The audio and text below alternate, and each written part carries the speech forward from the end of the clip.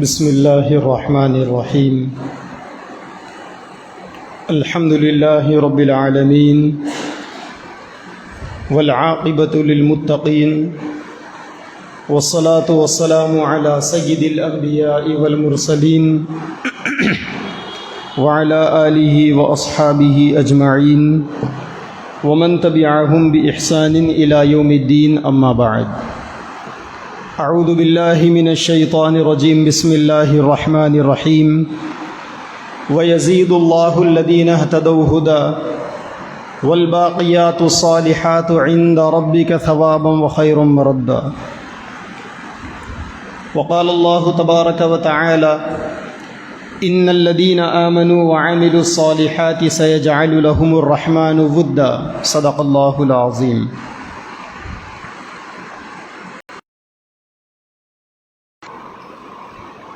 ہم اس دنیا کے اندر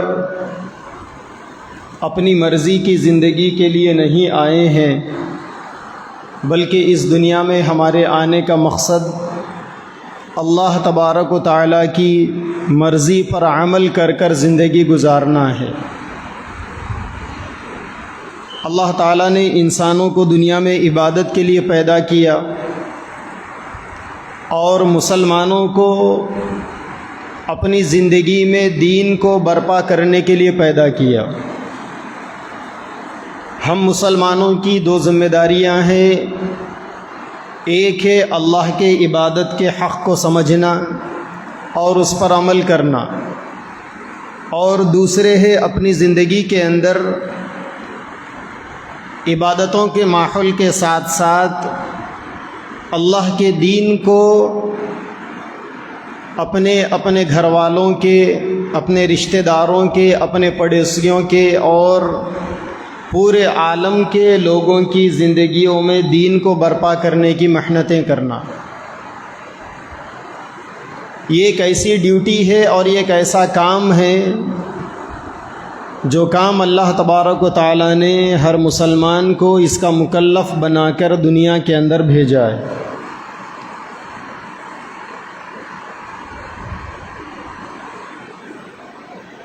اس دنیا کی تاریخ میں اللہ کے خاص بندوں کی ایک تاریخ رہی ہے۔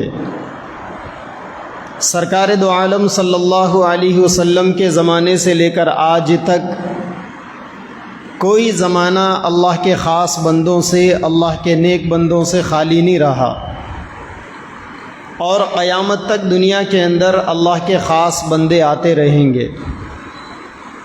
دنیا میں انسان ہر کوالٹی کے آپ کو ملیں گے، ہر قسم کے مزاج کے اور ہر قسم کی طبیعتوں کے لوگ ملیں گے، ہر قسم کی زبان بولنے والے، الگ الگ بولیوں کو بولنے والے، الگ الگ طور طریقوں کے اپنانے والے دنیا میں لوگ آپ کو ملیں گے، لیکن سارے لوگوں کے اندر ایک چیز جو برابری کر سکتی ہے وہ ہے اللہ کی عبادت، اور دنیا میں آنے کا وہ عظیم مقصد جس کے لیے اللہ نے ہر مسلمان کو ذمہ دار بنا کر بھیجا ہے۔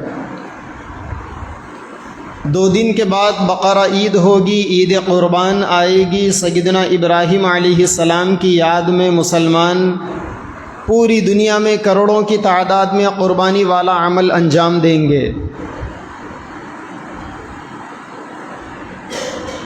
قربانی سیدنا ابراہیم علیہ السلام کی یادگار، قربانی زندگیوں کے اندر دین کو ہمیشہ کے لیے باقی رکھنے کی ایک علامت۔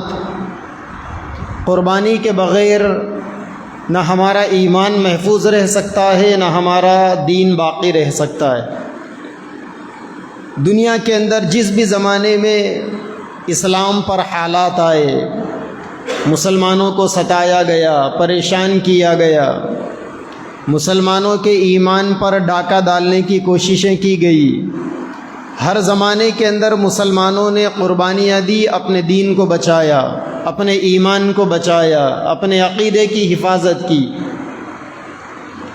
شعائر دین کی حفاظت کی۔ یہ جو قربانیاں آ رہی ہیں، یہ قربانیاں ہمیں اندر سے قربانیوں کا جذبہ پیدا کرنے کی دعوت دیتی ہے۔ انسان کی طبیعت میں، انسان کے مزاج میں قربانی کا مادہ پیدا کیے بغیر کسی آدمی کا ایمان محفوظ رہنا بہت مشکل ہے۔ تبلیغی جماعت کے دوسرے حضرت جی مولانا یوسف صاحب رحمۃ اللہ علیہ فرماتے تھے کہ دنیا کے اندر دین جب بھی پھیلا ہے قربانیوں سے پھیلا ہے۔ آج بھی اگر دین پھیلے گا تو قربانیوں سے پھیلے گا۔ جب تک لوگوں نے دین کے لیے قربانیاں دی، دین دشمنوں کے دائرے میں رہ کر بھی جیت کر نکلا، اور جب مسلمانوں نے دین کے لیے قربانیاں دینا بند کر دی تو یہ دین بادشاہتوں کے اندر بھی مٹ گیا۔ اسلامی تاریخ میں آپ کو ایسی بہت سی مسلم حکومتیں ملے گی جن کے پاس حکومت کی کمی نہیں، دولت کی کمی نہیں، فوج کی کمی نہیں، پیسوں کی کمی نہیں، دنیاوی زندگی کے عیش و آرام کی کوئی کمی نہیں، لیکن زندگیوں میں اگر کوئی چیز نہیں تھی تو وہ دین نہیں تھا۔ زیادہ دور نہ جائیں، آپ سے قریب میں حیدرآباد میں گزشتہ 3-4 صدیوں میں 2 خاندانوں نے حکومت کی تھی حیدرآباد میں، جن میں ایک نظاموں کا خاندان تھا، دوسرا قلی قطب شاہ کا خاندان تھا۔ قطب شاہی خاندان، نظام شاہی خاندان۔ اللہ تبارک و تعالیٰ نے کتنا دولت کی فراوانی ان لوگوں کو دے رکھی تھی، کتنا کچھ اللہ تبارک و تعالیٰ نے ان کو عطا نہیں کیا تھا۔ نظاموں کی دولت کے چرچے آج بھی دنیا سے ختم نہیں ہوئے، جبکہ ان کے ختم ہوئے تقریباً 65-70 سال ہو چکے۔ اللہ نے کیسی شان و شوکت سے نظاموں کو نہیں نوازا تھا۔ حال میں حیدرآباد کے ایک میوزیم سے ان کے ٹفن ڈبہ چوری ہوا تھا۔ 3 کروڑ سے زیادہ کی قیمت تھی صرف ٹفن ڈبے کی۔ انسان کے گھریلو چیزوں میں ٹفن ڈبہ سب کچھ نہیں ہوتا، وہ ایک کچن کے سامان کا ایک پارٹ ہوتا ہے ٹفن ڈبہ، اس کی قیمت 3 کروڑ روپے۔ ان کے ٹیبل کے اوپر جو پیپر ویٹ کے لیے جو چیز یوز کرتے ہیں آفسوں میں، ان کے پیپر ویٹ ایک ہیرا ہوتا تھا، ڈائمنڈ، جس کی قیمت کہتے ہیں کہ 10 کروڑ روپے تھی۔ اتنی دولت سے اللہ نے نوازا تھا کہ کوئی اندازہ نہیں کر سکتا، سوچ نہیں سکتے۔ نظام کی جو وائف تھی، ان کا ایک ڈائمنڈ نکلس تھا۔ آج سے 40-45 سال پہلے جب اندرا کی حکومت تھی تو ان کی اہلیہ کے ڈائمنڈ نکلس کی بولی لگی تھی پوری دنیا کے اندر۔ تو پوری دنیا کے 2-3 بڑی ملٹی نیشنل کمپنیوں کے مالکوں نے اپنی دولت کو اکٹھا کر وہ ڈائمنڈ نکلس خریدنے کا پلان کیا۔ اندرا کو فکر ہو گئی کہ کہیں یہ قیمتی دولت ہماری دیش سے باہر نہ چلی جائے۔ انہوں نے اعلان کیا کہ اس کے خریدنے والے صرف انڈین ہونے چاہیے۔ تو پھر ہندوستان کی جو بڑی کمپنیاں ہیں، ٹاٹا ہے، برلا ہے، گودریج ہے، سہارا ہے، پتہ نہیں کیا ہے، اور 17-18 کمپنیوں کے مالکوں نے مل کر یہ اعلان کیا تھا کہ اس ڈائمنڈ نکلس کو خریدنے کے لیے ہمیں اپنے جسم کے کپڑے بھی بیچنے پڑیں گے۔ ایک ڈائمنڈ نکلس کا، بیوی کے ایک ہار کا وہ ویلیو تھا۔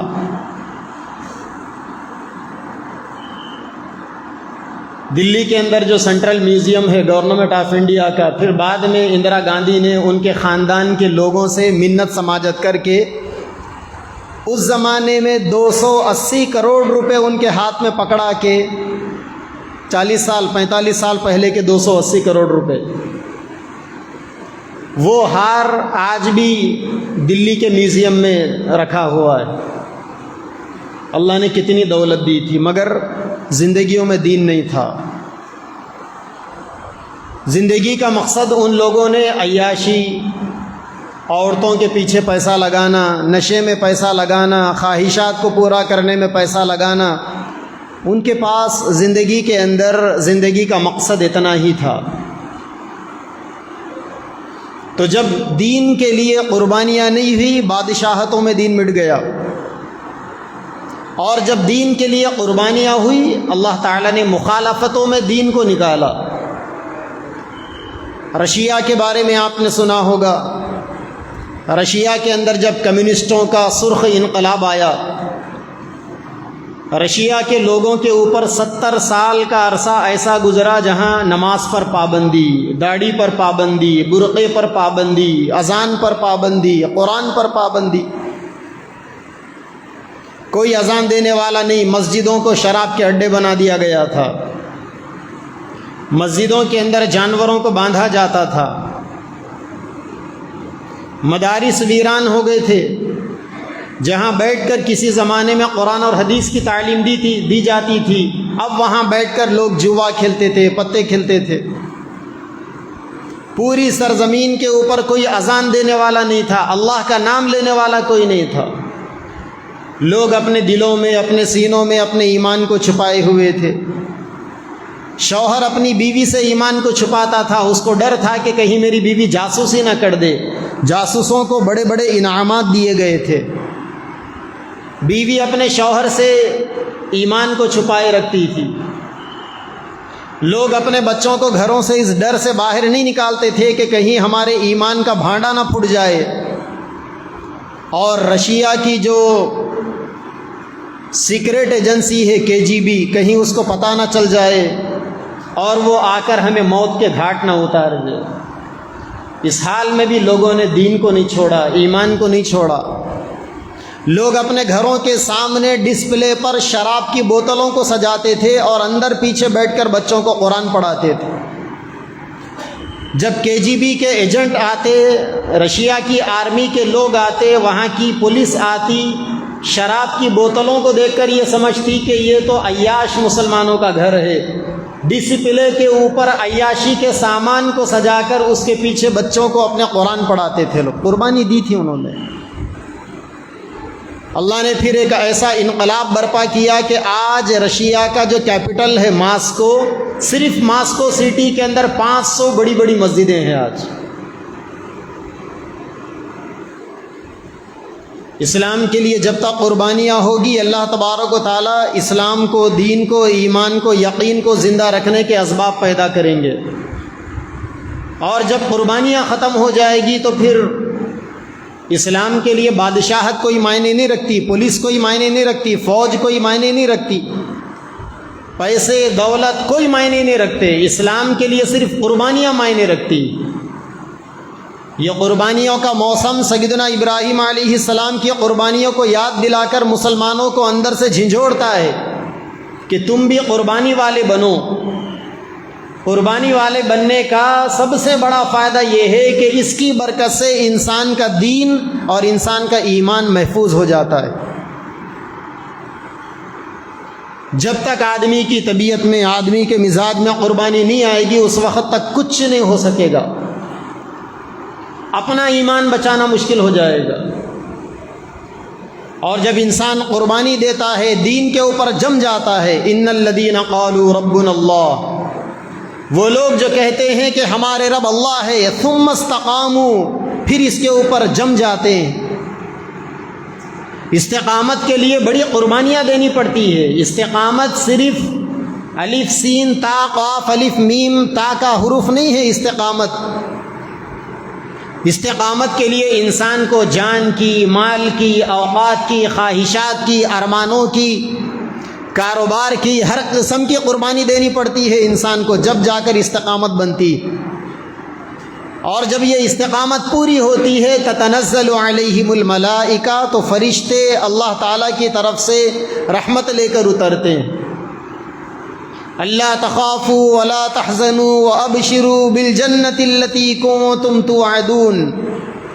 پھر انسان کے دلوں کے اندر سے دنیا کا، دنیا والوں کا، دنیا کے داداؤں کا، دنیا کے غنڈوں کا، دنیا کے حکمرانوں کا ڈر انسان کے دل سے نکل جاتا ہے۔ پھر اللہ تبارک و تعالیٰ انسان کو جنت کی بشارت دیتے ہیں، وَأَبْشِرُوا بِالْجَنَّةِ الَّتِي، اللہ تعالیٰ اس جنت کی بشارت دیتے ہیں جس جنت کو اللہ نے ایمان والے بندوں کے لیے تیار رکھا۔ انسان کو جب دنیا کے اندر جنت کی بشارت مل جاتی ہے تو پھر انسان دنیا کے ناز و نخروں کو اور دنیا کی نعمتوں کو بھول جاتا ہے، زندگی سادی سیدھی ہو جاتی۔ اب انسان کروڑ پتی بھی ہوگا لیکن چٹائی کے اوپر سونے میں وہ اپنی کرٹیسائز یا اپنی بے عزتی محسوس نہیں کرے گا۔ انسان کتنا بھی بڑا مالدار بنے گا لیکن سیدھے سادے روٹی چٹنی کھانے میں انسان اپنی بے عزتی فیل نہیں کرے گا۔ یہ کب ہوگا؟ یہ جب ہوگا جب انسان کو جنت کا مزہ لگے گا، زندگی میں سادگی آئے گی، انسان کے دل میں ایمان جگہ بنا کر بیٹھے گا۔ یہ ساری چیزیں ڈیپینڈ کرتی ہے قربانیوں پر۔ اللہ تبارک و تعالیٰ نے اس دنیا کے اندر ہر زمانے میں ہزاروں لاکھوں بندے قربانیوں والے رکھے ہیں۔ صحابہ نے قربانیاں دی، نبیوں نے قربانیاں دی، ان کا دیکھ کر صحابہ نے قربانیاں دی، صحابہ کا دیکھ کر پھر ان کے بعد کے بزرگوں نے، تابعین نے، تبع تابعین نے قربانیاں دی، علماء ربانیین نے قربانیاں دی، صلحاء امت نے قربانیاں دی۔ سب کی قربانیوں سے یہ دین آج تک ہم تک پہنچا ہے۔ ہم بھی قربانیاں دیں گے تو یہ دین آگے جائے گا۔ اگر ہم قربانیاں نہیں دیں گے، اللہ تعالیٰ قربانیوں والوں کو پیدا کریں گے، ان سے قربانیاں لیں گے، ان کے طفیل میں یہ دین آگے جائے گا۔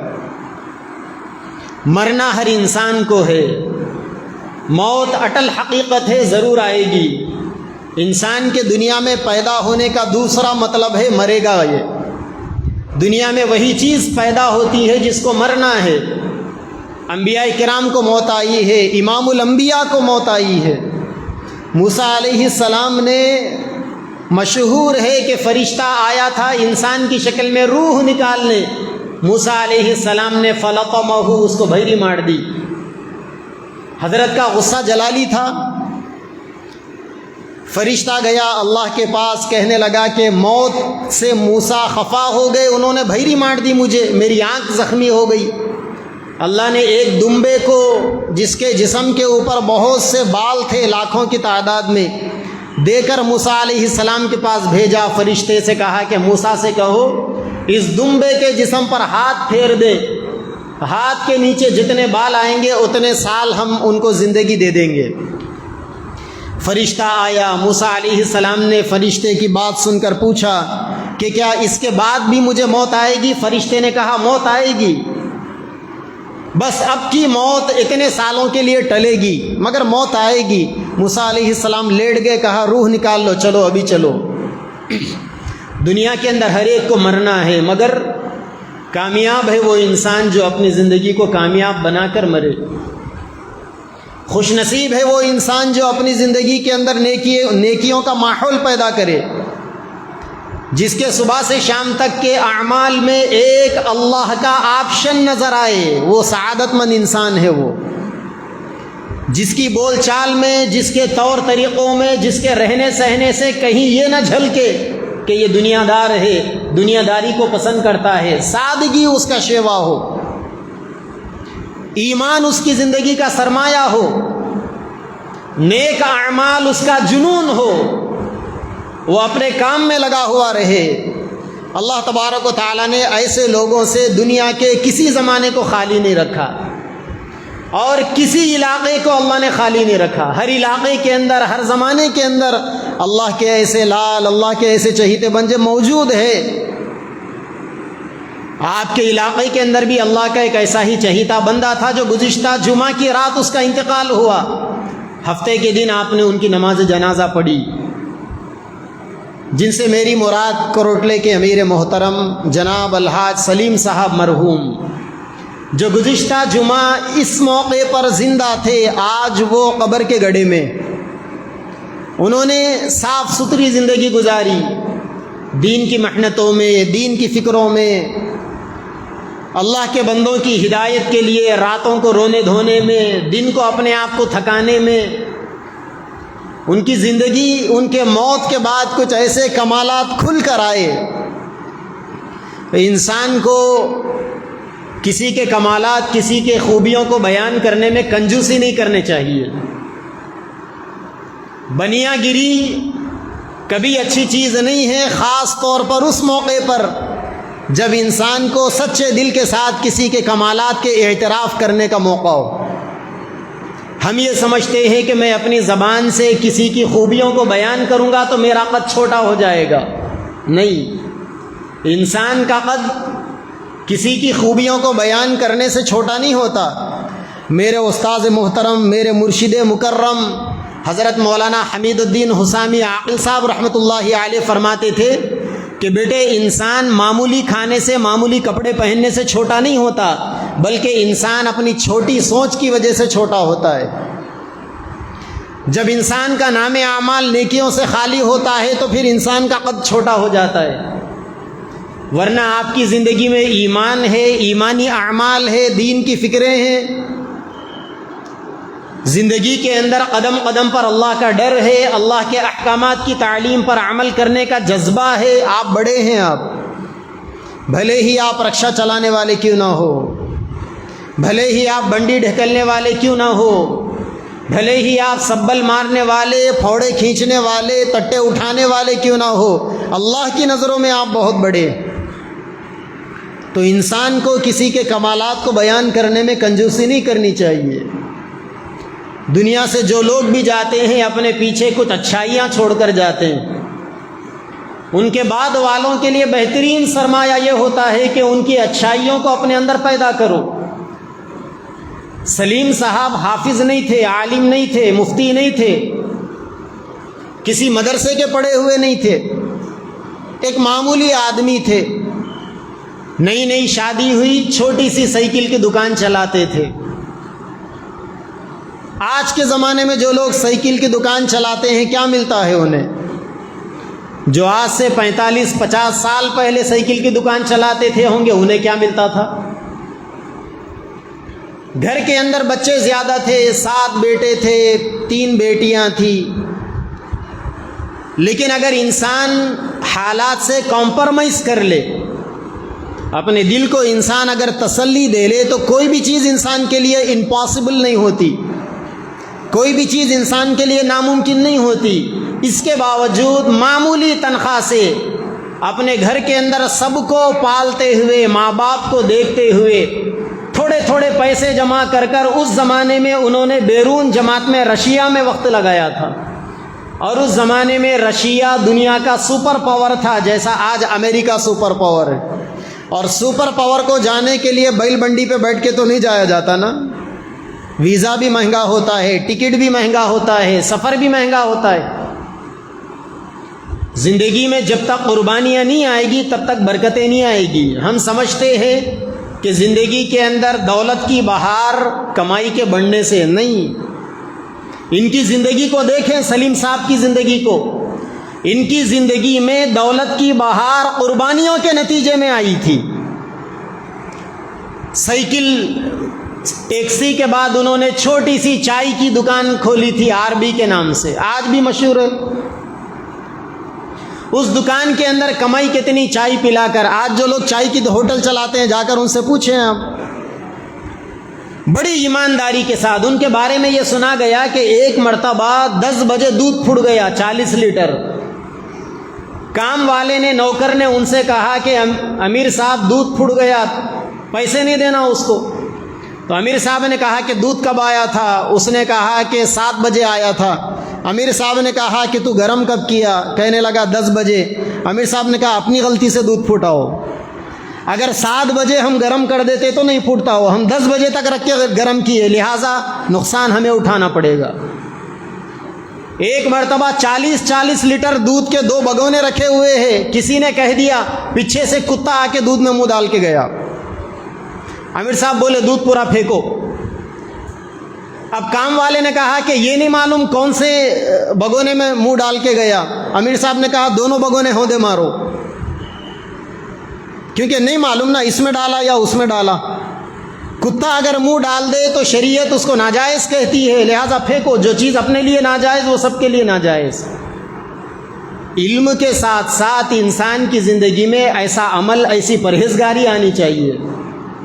تب جا کے اللہ تبارک و تعالیٰ نے برکتیں دی. آج ان کے بچے کروڑوں کا کاروبار کر رہے ہیں، گاڑیوں میں پھر رہے ہیں، اچھے اچھے بنگلوں میں رہ رہے ہیں، تو لوگ کہہ رہے ہیں کہ امیر صاحب کے بیٹے پیسے والے بن گئے. ارے امیر صاحب کبھی پیسوں کے لیے فکر کیے؟ وہ سائیکل پنچر کی دکان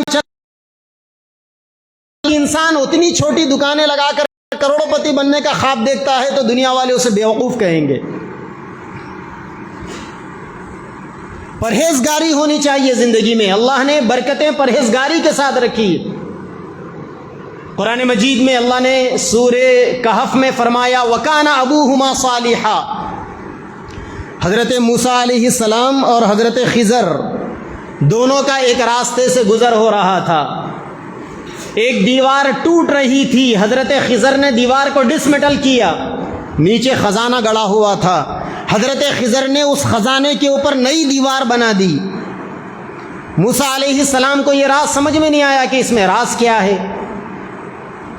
موسیٰ علیہ السلام کو حضرت خضر نے کہا کہ یہ 2 بچے ہیں اس بستی کے اندر، یتیم بچے، ان کے ماں باپ بڑے نیک تھے.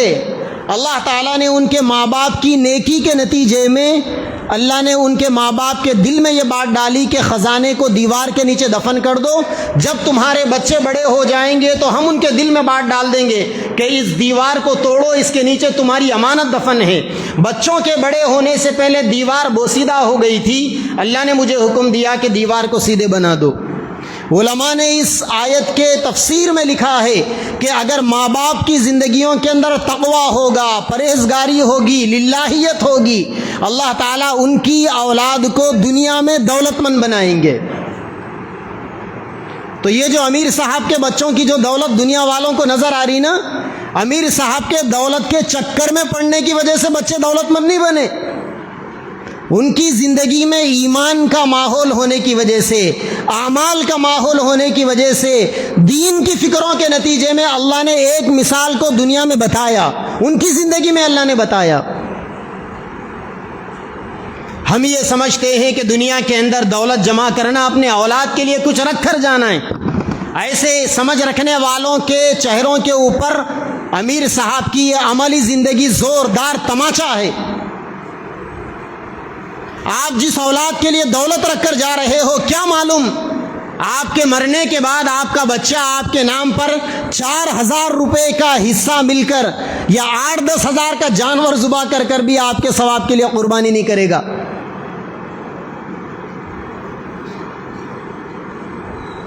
انسان کو وقت کے ہوتے ہوئے ہوش کے ناخن لینے چاہیے. میں نے کہا نا کہ وہ نہ مدرسے کے پڑھے ہوئے تھے، نہ حافظ تھے، نہ عالم تھے، نہ مفتی تھے، لیکن جتنا کچھ آتا تھا اس کے اوپر عمل کرتے تھے. اللہ نے برکت بتائی. ساری زندگی عیدگاہ پیدل جاتے تھے، پیدل. لیکن جب انتقال ہوا تو اللہ تبارک و تعالیٰ نے ان کو لوگوں کے کاندھوں پر عیدگاہ پہنچایا. ہزاروں کی تعداد میں لوگوں نے ان کی نماز جنازہ پڑھی.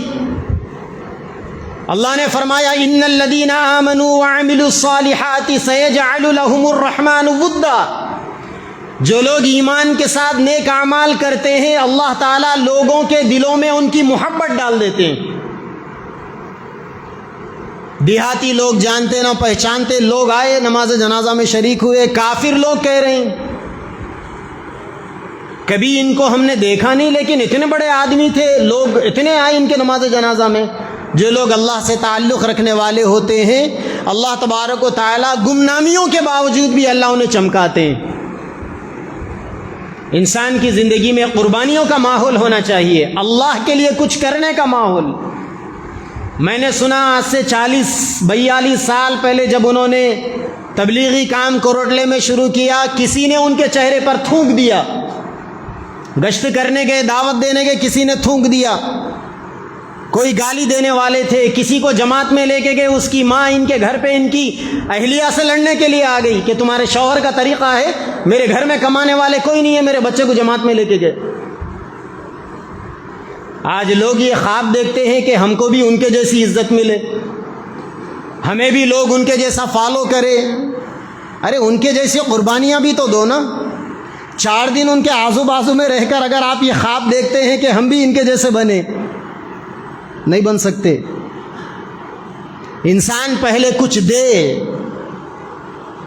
انسان دین کے لیے قربانیاں دے، اوقات کو قربان کرے۔ سب کے لیے تبلیغی جماعت میں زندگی میں 4 مہینے ایک دفعہ، سال میں 40 دن، ان کے لیے سال میں 4 مہینے تھے، بائی چوائس تھے، اپنی مرضی سے تھے۔ وہ بھی چاہتے تو اپنے گھر کے اندر بچے کمانے والے ہیں، پیر پہ پیر ڈال کر بیٹھ کے کھا سکتے تھے۔ 74 سال کی عمر میں انتقال ہوا، انتقال سے پہلے تک ایکٹیویٹیز میں لگے ہوئے تھے اپنی مرضی سے۔ 70 سال کے بوڑھے کو کیا ضرورت ہے، 74 سال کے بوڑھے کو کیا ضرورت ہے سال میں 4 مہینے جماعتوں میں دیہاتوں میں پھرنے کی؟ تڑپ ہونی چاہیے انسان کے دل کے اندر، دین کی تڑپ ہو، ایمان کی تڑپ ہو، اللہ کی محبت ہو آدمی کے دل کے اندر، تب تو بات بنے۔ بیشتر خوبیاں کمالات ان کے بیان کرنے کے لیے بیٹھ جائے تو وقت شارٹ پڑ جائے۔ یہ قربانیوں کا مہینہ ہے، 2 دن کے بعد قربانیاں دینی ہیں، یہ وقتی قربانی ہے جو سال میں 3 دن دی جاتی ہے۔ انہوں نے زندگی میں جو قربانیاں دی میں نے اس کا مذاکرہ کر دیا۔ اب لوگ بعد میں بولیں گے مفتی معیز صاحب کا فائدہ تھا، امیر صاحب کے بارے میں پروگرام کرے کل کروٹلے میں، آج جمعہ میں بیان کرے، میرا فائدہ ہے؟ کچھ چمچے بول لے رہے سنا کہ مفتی معیز صاحب اپنے روٹیاں سیک رہے، امیر صاحب کا پروگرام، میرے روٹیاں اتنے چھوٹے ہیں جو جا کے کروٹلے میں سیکوں میں؟ میرے روٹیاں سیکنے کے لیے میرے پاس تووں کی کمی ہے کیا؟ لوگ مجھے جانتے پہچانتے نہیں، مجھے کیا ضرورت ہے روٹیاں سیکنے کی؟ یہ الو کے پٹھے ہیں، بولتے رہتے ہیں، بولنے دو۔ کون ان کی زبانوں کو بند کرنے والے، کون ان کے منہوں کے اوپر تالا لگانے والے؟ میرا کام ہے آئینہ دکھانا، دکھاتا رہوں گا۔ اور یہ اتنی کھلی ہوئی زبان ہے، بہت بڑا نقصان تھا امیر محترم کا انتقال۔ مرنا سب کو ہے، ہمیں بھی ایک دن جانا ہے۔ انہوں نے دنیا کے اندر ایسے اعمال کیے، ایسی قربانیاں دی، اپنی آخرت کو سنوار لیا انہوں نے۔ اللہ کے نبی نے فرمایا کہ اپنے مرحومین کے کمالات کو، ان کے محاسن کو، ان کے خوبیوں کو بیان کرو۔ اللہ کے نبی نے فرمایا کہ جب کوئی بندہ مرتا ہے، اس کے مرنے کے بعد لوگ اس کا جیسا تذکرہ کرتے ہیں اللہ تعالیٰ اس کے ساتھ ویسا برتاؤ کرتے ہیں، اسی لیے میں تو ان کا تذکرہ اچھا کروں گا تاکہ اللہ ان کے ساتھ اچھا برتاؤ کرے۔ اور کیوں نہ ہم ان کے بارے میں اچھا تذکرہ کریں، ان کی زندگی میں اچھائیاں تھیں، غلطیاں تو ہر انسان سے ہوتی ہے، ان سے بھی ہوئی تھی، وہ انسان تھے، وہ نبی نہیں تھے، وہ فرشتے نہیں تھے، مگر وہ غلطیاں ایسی نہیں تھی کہ جس کو بیان کیا جائے۔ ان کی 2-4 غلطیوں پر ان کی ہزاروں لاکھوں خوبیاں قبضہ جما کر بیٹھی ہوئی تھی۔ ہمیں بھی ان سے سبق لینا چاہیے، ان جیسی قربانیاں، ان جیسا مادہ، ان جیسی تڑپ۔ سب کے ساتھ ملن ساری سے ملتے تھے، محبت سے ملتے تھے، عاجزی کے ساتھ، انکساری کے ساتھ ملتے تھے۔ کبھی انہوں نے اپنے آپ میں پراؤڈ فیل نہیں کیا، اپنے آپ میں انہوں نے تکبر نہیں کیا۔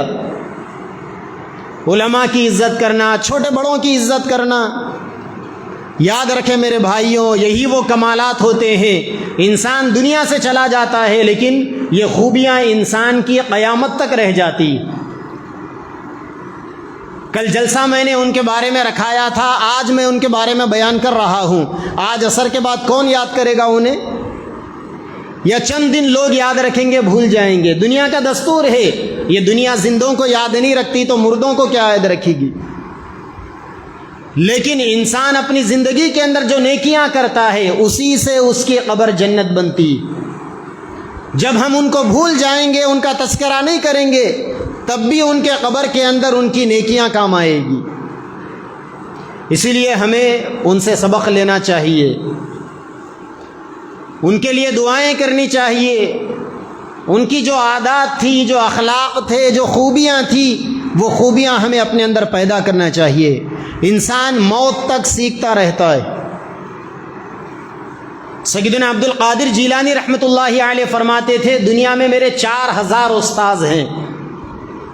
ایک انسان 4000 لوگوں سے پڑھ تو نہیں سکتا، تو لوگوں نے پوچھا کہ حضرت آپ نے 4000 لوگوں سے علم حاصل کیا؟ کہنے لگے کہ مجھے جس سے جو خوبی سمجھ میں آئی میں نے سیکھ لیا اور میں نے اس کو استاد مان لیا۔ سیدنا علی رضی اللہ تعالی عنہ فرماتے تھے کہ اگر کسی نے مجھے ایک حرف بھی سکھا دیا تو وہ میرا استاد ہے۔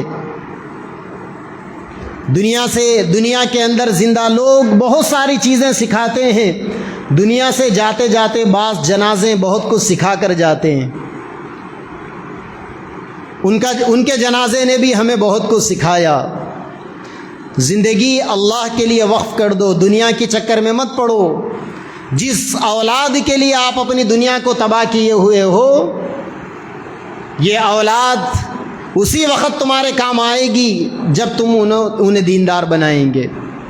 امیر صاحب کی زندگی کی سب سے بڑی خوبی جو میں نے نوٹ کیا، 10 بچے تھے ان کے، 7 بیٹے 3 بیٹیاں، 10 بچوں کو انہوں نے 100% دیندار بنایا۔ آج ان کے جتنے مرد بچے ہیں سب کے چہروں پر سنت داڑیاں، جسم کے اوپر مسنون لباس، سروں کے اوپر ٹوپیاں، نورانی چہرے، فرائض کا اہتمام کرنے والے، حرام سے بچنے والے۔